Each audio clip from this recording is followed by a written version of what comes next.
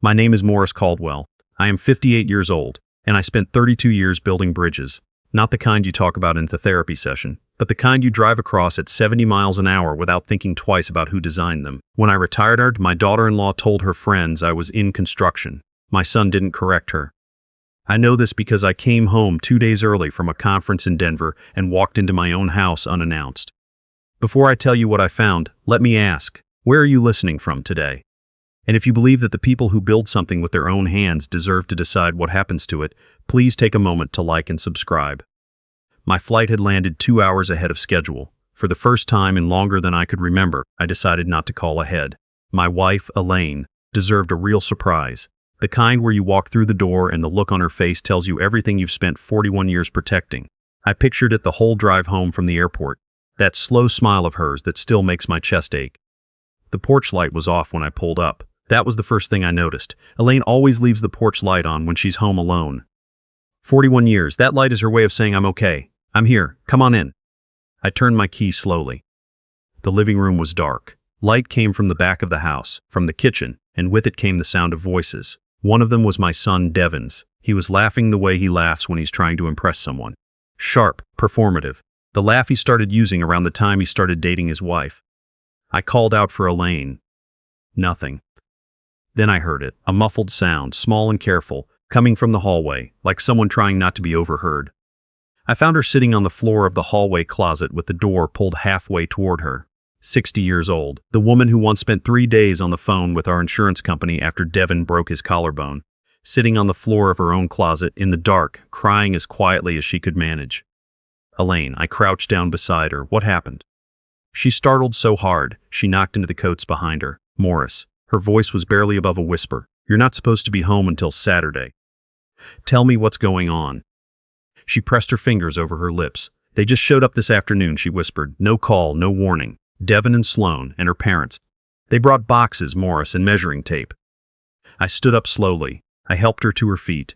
She held my hand in both of hers, the way she hadn't since the morning our first house sold in 2001, and we sat in the driveway for 10 minutes before we could make ourselves drive away. I walked down the hall toward the kitchen. What I found in the doorway stopped me cold. My son, 36 years old, in a linen shirt I had never seen, was holding one end of a metal tape measure against my kitchen door frame. His wife, Sloan, was at my kitchen table with a pad of graph paper, sketching something in pencil. Her father, Harrison, was standing in the middle of my kitchen eating crackers from a bag he had apparently helped himself to out of my pantry. And her mother, Miriam, was on her phone, speaking to someone about countertop materials. They didn't notice me for a full 10 seconds. Devin. He dropped the tape measure. It retracted against the tile with a sharp metallic crack. His face went pale. Dad, what are you? Your flight was Saturday. I live here, I said. Why is your mother sitting in the hallway closet crying? Sloan looked up from her graph paper with the composed patience of someone who had rehearsed this. Dad, she said. She always called me Dad, though it never once sounded like she meant it. We were going to call you this weekend. We've all been talking and we think. I wasn't talking to you, I said. Her expression tightened. She set down her pencil. Harrison took a step toward me. He was a large man who was used to filling rooms with his presence. He ran a real estate development company, wore a college ring he hadn't earned in 30 years, and spoke to people the way you speak to someone who works for you. Morris, he said. And it was the way he said my name, like he was granting me a small courtesy by remembering it. Let's be reasonable. Devin and Sloan need more space. This house is large for 2 people, it's dated, and frankly the maintenance is going to become a real burden for you and Elaine. We've already spoken with a contractor, a good one, and with the right updates this place could really— This place, I said, is my house, I built it. No one is questioning that, Miriam said smoothly, putting down her phone. What we're proposing is a transition. Something that works for everyone. You and Elaine would be so much more comfortable at Sycamore Ridge. It's a wonderful community, very private. There's a pool, a full activity calendar. Sycamore Ridge was a retirement complex off Route 9 with a fountain in the parking lot and a sign showing 2 smiling people on a golf cart. I looked at my son. He was studying the floor. Dad. His voice came out smaller than I expected. Just listen. The roof is going to need replacing in the next couple years. The HVAC is ancient. Sloan and I, we can take over all of that. You and Mom can actually enjoy retirement for once instead of worrying about— Enjoy retirement. I had built this house, not as a figure of speech. In 1993, I had stood in this lot with my father and 3 of his friends, and we had framed every wall by hand. I had poured the foundation forms myself. I had pulled permits with the counties, supervised every inspection, installed the kitchen cabinets the week Elaine was 8 months pregnant. And my son was telling me the roof was a liability. "Get out," I said. Devin looked up. His mouth opened. "Excuse me?" Sloan said. "Get out of my house now, all four of you." Harrison took another step toward me. "Now see here, Morris, we are family. We are trying to find a solution that works for your situation, your age, your limitations." My son cut in before I could respond. His voice rose in the way it had when he was 12 and backed into a corner. "Dad, stop it. Stop doing this. Stop making everything into a scene." He looked at me with something in his eyes I had never seen before. Not anger, exactly, but a kind of desperate calculation. "You're almost 60. Mom isn't getting any younger. We're trying to help. This house is going to be mine eventually anyway. We're just talking about the timing." I looked at him for a long moment. The kitchen was very quiet. Then I turned and walked back down the hallway. I heard him call after me, heard Sloan say something in a low, sharp voice. I didn't stop. I went to the coat closet and took out Elaine's charcoal coat, the one that used to belong to her mother, and I carried it back to where she was standing in the hallway. "Come with me," I said. "Where are we going?" I held up the coat. She read my face. 41 years, you stop having to explain everything. She put on her coat. I picked up her purse from the side table. I picked up my carry-on from the foyer. I put my hand on the front door. Behind me, I could hear all four of them moving into the hallway, and I could hear Harrison beginning a sentence in his chairman of the board voice. I opened the door. I held it for Elaine. She walked out onto the porch. I looked back once. Devin was standing at the end of the hall with his hands at his sides. Something crossed his face, something that could have been the boy I raised, if I squinted hard enough. Then it closed up again. "It's all yours," I said. I shut the door. The click of the latch was the quietest sound I had ever heard, and somehow the loudest. I had a car service on my phone, a habit from years of late client dinners and early airport runs. A black Suburban pulled up in under 3 minutes. Elaine got in without asking where we were going. She didn't ask until we pulled under the canopy of the Ritz-Carlton downtown, and the doorman opened her door. "Morris." Her voice was very small. She was looking at the lobby chandelier, at the marble floors. "What is happening?" "Let's go upstairs first." She took my hand and held it the entire elevator ride. When we walked into the suite, corner room, 14th floor, river on one side and the city grid on the other, she stood in the center of the room and went still. She touched the arm of a chair. She looked out the window at the lights. She turned to face me, and her eyes asked a question she wasn't sure she could bear to hear answered. "I have to make a phone call," I said, "and then I have to tell you something I should have told you a long time ago." I called Randall. Not the local attorney who handles our property taxes. I mean my real attorney. Randall works out of a firm in Chicago, and I hadn't needed to call him in over a year. He answered on the second ring. "Randall, it's Morris." A beat of silence. "Morris, it's almost midnight here." "I know. My son tried to push Elaine and me out of our own home tonight. I want the Sentinel clause activated." Silence. "That's final, Morris. Once I file..." "I know exactly what it means. Do it tonight. I'll need you in my office first thing tomorrow, 8:30. We'll be there." I hung up. I sat down across from Elaine. She was looking at me the way she had looked at me once before, on the night I came home from the hospital and told her my father wasn't going to make it, like I was someone she recognized and someone she was only now truly seeing for the first time, both at once. "I need you to listen," I said. So I told her. I told her about the engineering firm, 32 years of building it, the bridge design patents I had quietly accumulated since 2001, the infrastructure contracts that had compounded year over year while we drove used cars and packed our own lunches for work. I told her about the year I turned 50 when a consortium of European infrastructure companies offered to acquire my entire patent portfolio.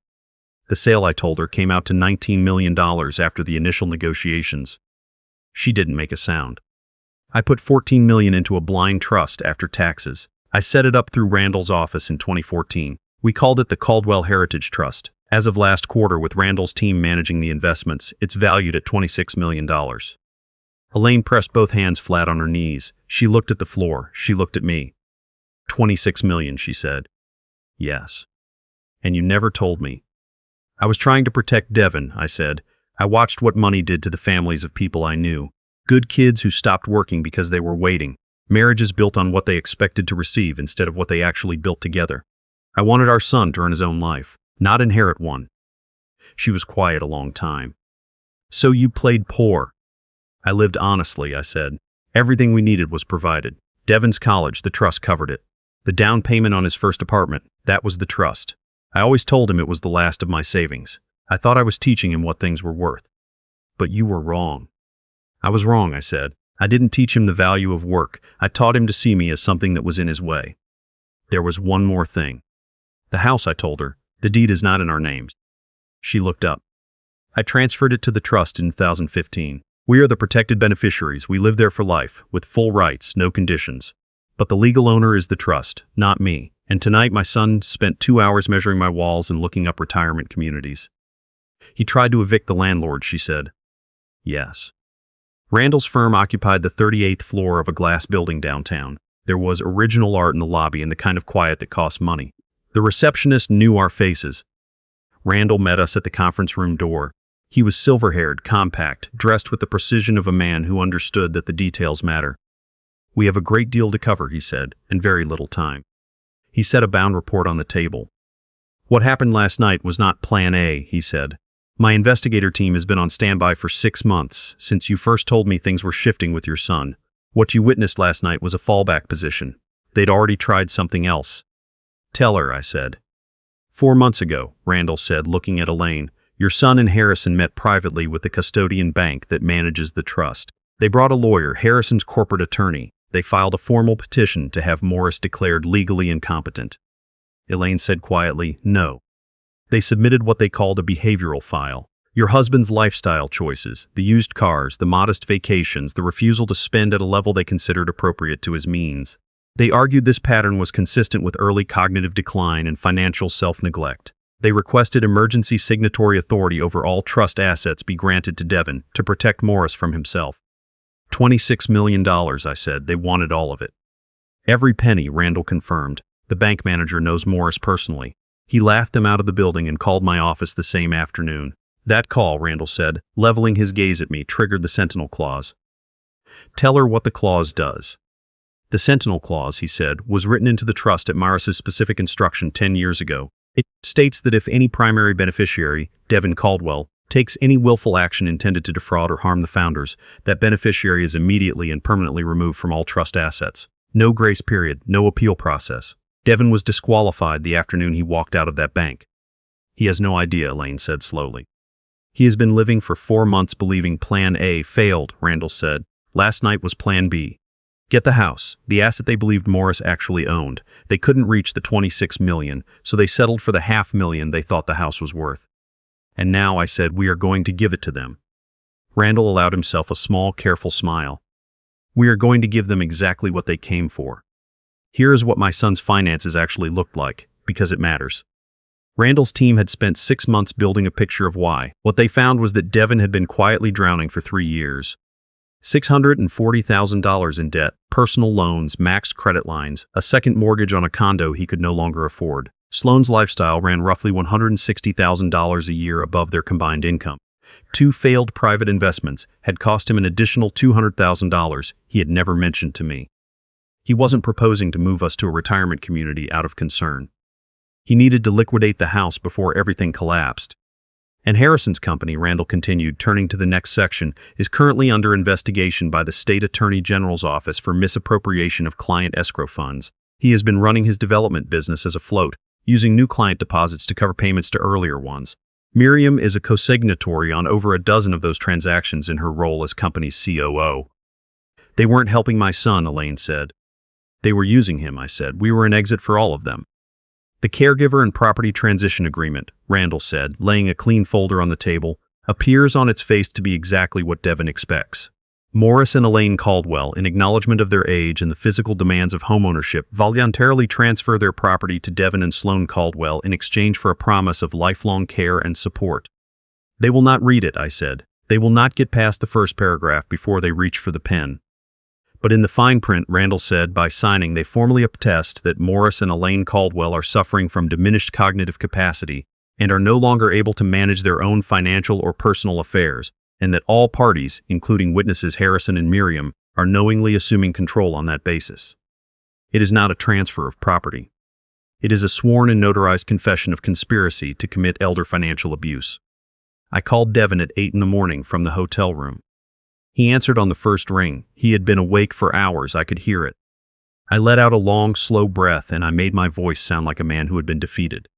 Son, I said, I've been up all night. Your mother is a wreck. I've been thinking about what you said and maybe you were right. 3 full seconds of silence. What do you mean, Dad? I mean, I'm tired, I said. I can't keep fighting. You said you'd take care of things. Let's make it official. Come to my attorney's office today. Bring Sloan. Bring her parents. 2 o'clock. You're serious, he said. His voice changed completely. The relief in it was almost unbearable to hear. His whole body must have unclenched. We'll be there, he said. Dad, thank you. I said nothing. They arrived 11 minutes early. Devin wore his best suit, navy, with a dry cleaning tag still on the interior pocket that he hadn't noticed. Sloan wore white, the color people wear when they're closing a deal. Harrison walked in with the bearing of a man who expected to be offered a drink within 60 seconds of arrival. Miriam carried a leather portfolio as though she planned to take notes. They sat down without being invited. Randall walked them through the document. Comprehensive care arrangement, structured transition, mutual benefit, the language of management consultants and estate planners. Sloan's eyes were already scanning the signature page before he finished the second graph. One thing to note, Randall said pleasantly, we'll need Harrison and Miriam to serve as official witnesses. Your signatures appear on page 7. By signing, you'll be attesting that you have personally observed the founders' diminished state and that this agreement reflects their decision-making capacity, such as it is. Harrison smiled. Of course, he said, we've been saying for months that Morris needs support managing his affairs. He took the pen before Randall extended it. They signed, all 4. Devin barely looked at the paper. Sloan signed her name with a small private smile, the smile of a woman who has just watched the last obstacle clear the runway. Randall gathered the documents. The silence lasted about 8 seconds. Then he said, there is one small technical matter. Sloan's smile stayed where it was. What kind of matter? The property you've agreed to receive, I said. I'm afraid I don't legally own it. Devin looked at me. His face didn't change yet. What does that mean? It means, Randall said, reaching for a different folder, blue, thick, with the trust's letterhead on the tab, that 41 Emerson Drive has been held in the Caldwell Heritage Trust since 2015. Morris's name appears on the original deed only as trust administrator. The legal owner is the trust itself. The property transfer you've signed is void because the seller has no title to transfer. Harrison's chair moved half an inch back. His whole body shifted. What trust? Devin said. Randall opened the folder. The Caldwell Heritage Trust, he said, holds current assets valued at $26,400,000 as of this morning. The air in the room changed. Sloan turned to look at Devin slowly, and her face opened up with a light I had never seen aimed in my direction before. Baby, she breathed, 26 million. And then she looked at me. And the warmth that came across her face, the sudden, radiant warmth, was something I would have believed for the rest of my life if I hadn't spent 6 years watching her practice it on other people. Dad, she said. Her voice was honey poured over gravel. We always knew. I always told Devin your father is such... Stop, I said. She blinked.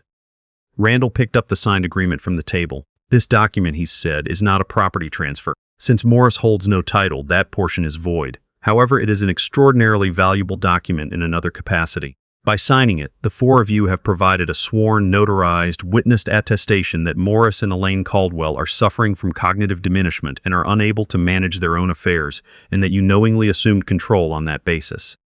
That, I said, is the legal definition of elder financial exploitation under state law. You have just handed me a signed witness confession. Harrison's face went from florid to gray. Devin went very still. Sloan's mouth opened, closed. Then my son stood up. His voice came out too fast and too loud. The voice of a 12-year-old caught red-handed, somehow transplanted into a 36-year-old man in a good suit. This is a setup. You can't just. I am your son. I am the beneficiary. That money is supposed to be... Was supposed to be, Randall said calmly. 4 months ago, he continued, when you and Harrison walked into the custodian bank and filed a petition to have your father declared mentally incompetent, you triggered the Sentinel Clause. It states that any primary beneficiary who takes willful action to harm or defraud the founders is immediately and permanently removed from all trust assets. No reversal, no appeal. Your disqualification was finalized the afternoon you left that bank. Devin sat down. He looked at his hands. Then Harrison said, in a voice stripped of every layer of performance, "Where does it go?" Randall pressed the intercom button on the conference room phone. The side door opened. A woman came in, mid-30s, dark slacks and a blue cardigan with chalk dust on the elbow, hair pulled back. She looked exactly like what she was, a seventh-grade math teacher who had flown in from Memphis on short notice and had not had time to change out of work clothes before getting on the plane. My niece, Cecily, my sister's daughter, the one who calls Elaine every Sunday morning, not because she wants anything, but because she wants to know how we're doing. The one who drove 14 hours round trip when Elaine had knee surgery 2 years ago and slept in a hospital chair for 2 nights without being asked and without complaint. Devin stared at her. What is she doing here? His voice was hollow. Cecily set a single white envelope on the table in front of him. She looked at him with the particular steadiness of someone who has decided not to enjoy what she is about to do even though part of her wants to. I'm sorry it came to this, she said. I mean that. But that envelope is a formal notice of eviction from the property at 4114 Emerson's Drive. You and your wife have 72 hours to remove personal belongings. Anything left after that will be considered abandoned property. She can't be serious, Sloan said. She looked at Harrison. She looked at Devin. She looked at me. That house is not... It belongs to the trust, Cecily said quietly, which I now administer on behalf of your in-laws, who are its protected tenants for life. You were guests in their home. After what you did last night, you are no longer welcome as guests. And then Randall said, We're not finished. He turned on the projector behind him. What appeared on the screen was a financial summary with Harrison's company name at the top. What you're looking at, Randall said, is a summary of the State Attorney General's active investigation into your company's escrow account practices. You have been using incoming client deposits to service earlier investors. Over 22 months, $3.1 million in funds moved through accounts you controlled and did not appear where the law requires them to appear. Harrison said nothing. Miriam stood up. You have absolutely no right.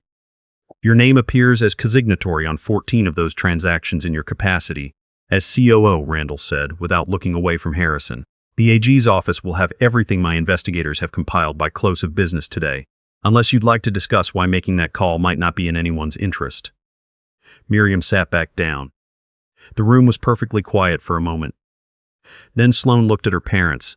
She looked at Devin. She looked at the eviction notice on the table in front of him, and she picked up her bag and walked out. The door swung shut behind her. Miriam followed. Harrison stood up, straightened his jacket with the mechanical precision of a man on autopilot, and walked out without making eye contact with anyone. Devin did not leave. He sat at the conference table, in his Navy suit, and he put his face in his hands. I let him sit there. I looked at Cecily. She nodded once and stepped back. I let him cry for a full minute. Then I said, Look at me, son.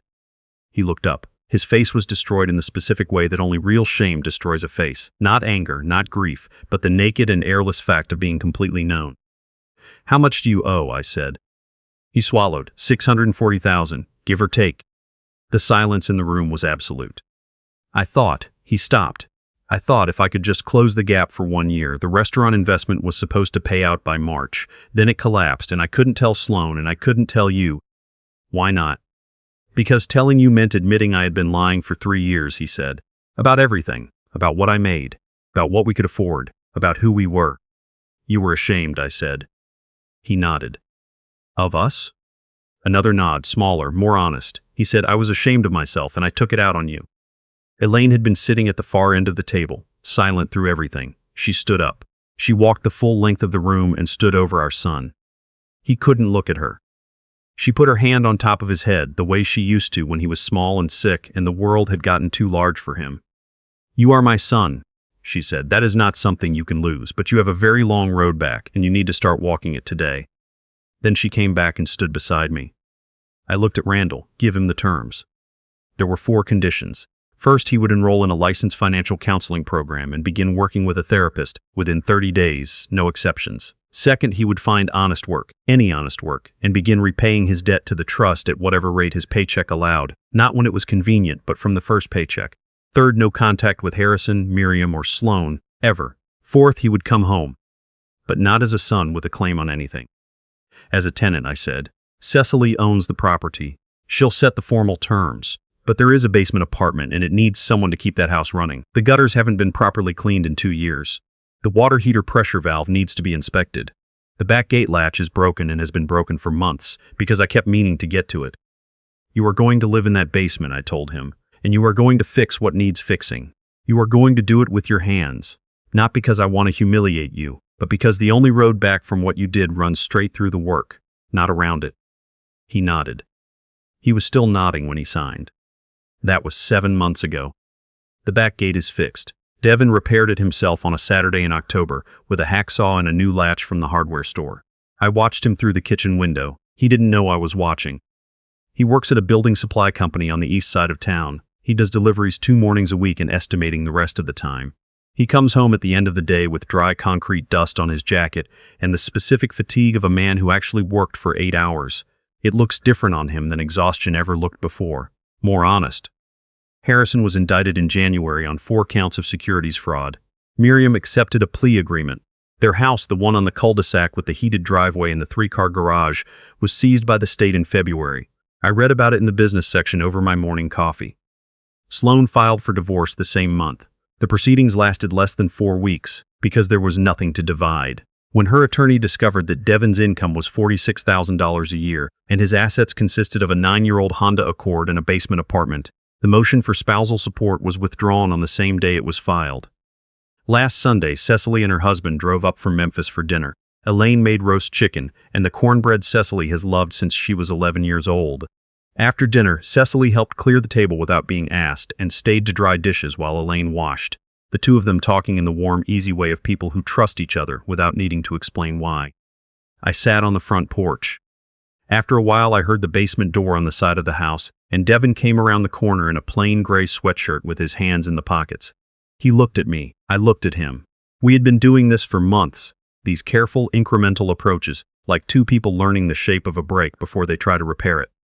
He sat down on the step below my chair, not beside me. Below me, he knew the difference, and he sat accordingly. "I have something," he said. He pulled out an envelope, thin. His hands were rough in a way they hadn't been a year ago, knuckles dry, a small healed cut on his index finger. "It's $200, he said. "First payment toward what I owe. I know it's nothing against the number.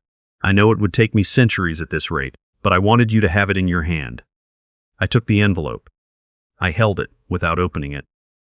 "At this rate," I said, "it'll take you the rest of your natural life, son." "I know, sir."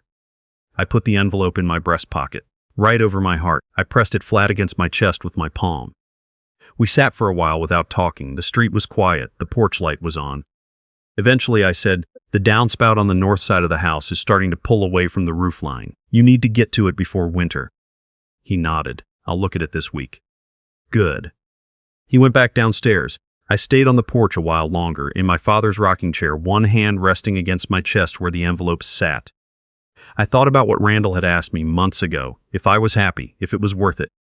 I don't think happiness is the right word for what I feel when I sit on this porch now. Happiness is for easy days. What I feel now is something older and more structural than that. Something load-bearing. The feeling of a bridge that has been built correctly after a long time of doing it the wrong way. I spent 32 years building things meant to outlast me.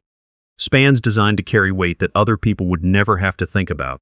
I built this family the same way, and when one of the supports gave way, I didn't walk away from the structure. I reinforced it. The light from the house reached out across the front porch, and inside I could hear Elaine's voice and Cecily's laughter mixing together in the kitchen, and somewhere below me I could hear the quiet movement of a man learning, slowly, imperfectly, one honest day at a time, how to carry his own weight. For the first time in years, the house felt like mine again. Not because I owned it, because I deserved to be in it.